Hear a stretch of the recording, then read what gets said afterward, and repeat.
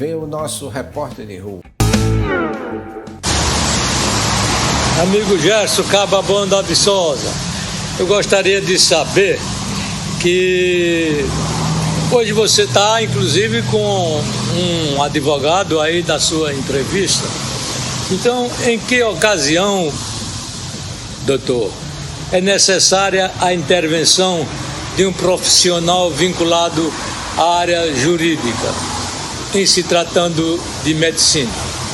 E a outra pergunta que eu gostaria de fazer, e ficaria muito satisfeito com a sua resposta: qual as doenças ocupacionais ou ambientais hospitalares que requerem a intervenção jurídica? Muito obrigado, bom São João e um beijo para todos. Repórter de rua, diretamente do interior do estado. Um abraço e um beijo.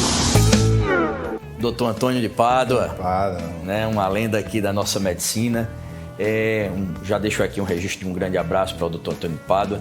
Essas duas perguntas dele são tão amplas que a gente poderia ficar aqui alguns programas, doutor. É verdade. Mas vamos tentar dividir e trazer uma resposta aqui objetiva para ambas.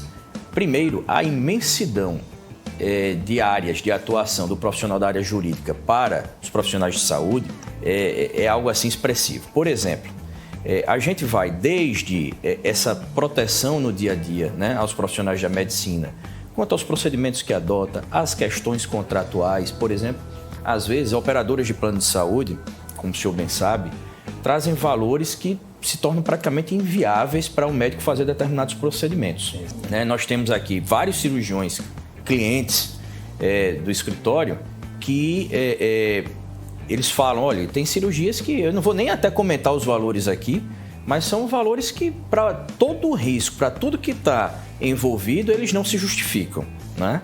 E aí vem aquela discussão: posso não operar por determinado plano? Às vezes a relação é de uma relação contratual de prestação de serviço, às vezes é uma relação de cooperado, a depender de cada instituição envolvida, enfim. Então tem toda essa tratativa, porque até a própria recusa de fazer um procedimento por conta de um valor que é repassado por um dado plano de saúde, ele pode ser motivo de um processo administrativo disciplinar. Seja na instituição que faça parte, se, por exemplo, ele for um médico operado daquela instituição, ou perante o próprio Conselho de Medicina, etc.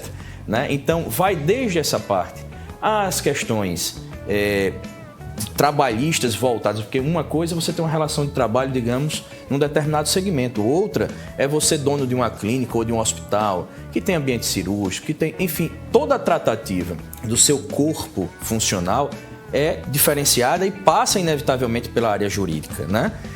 Nós temos, por exemplo, situações de apuração de condutas de profissionais da saúde nesses hospitais, nesses centros cirúrgicos. Nós já conduzimos e dirigimos diversos processos de sindicância administrativa. Nós temos situações, não raro o médico tem vários vínculos de emprego, seja públicos e privados, só públicos, só privados. E aí os recolhimentos, por exemplo, previdenciários, as contribuições são uma coisa que os médicos muitas vezes não atentam, esquecem que recolhem, juntando todos os vínculos, recolhem para muito além do teto da Previdência, quando na verdade você poderia declarar um ou dois e informar para os demais que não retenham porque você já paga sobre o teto naqueles vínculos X e Y. Né? Então tem recuperações disso. Então, assim, é uma amplitude tão, expressiva que eu digo, do mesmo jeito que é muito difícil qualquer pessoa, seja advogado ou da área jurídica, conviver sem os profissionais da medicina, me permitam dizer que é muito difícil os profissionais da medicina e as instituições de saúde viverem sem a atuação, sem uma assessoria jurídica. A segunda questão que ele traz, é a questão de doenças ocupacionais, etc., Vamos entender que é o seguinte... Os ambientes hospitalares. Hospitalares. Vamos entender que é o seguinte... O que é que a gente chama, que às vezes o telespectador não tem essa familiaridade com a expressão, Quando a gente chama de doença ocupacional, é uma doença que ela pode ter como causa ou uma contribuição de causa, digamos assim, que a gente costuma chamar de nexo de concausalidade, as atividades que ele exerce do ponto de vista de trabalho. Então, isso é que a gente chama de doença ocupacional. Então, aí são diversos agentes. A gente tem normas regulamentadoras do Ministério do Trabalho. A NR32 que trata especificamente, né? Exatamente, no que tange a parte de saúde hospitalar. Então, a gente tem, além dela, que é específica, nós temos NR13, NR15, né, que também trazem agentes químicos, agentes biológicos, enfim.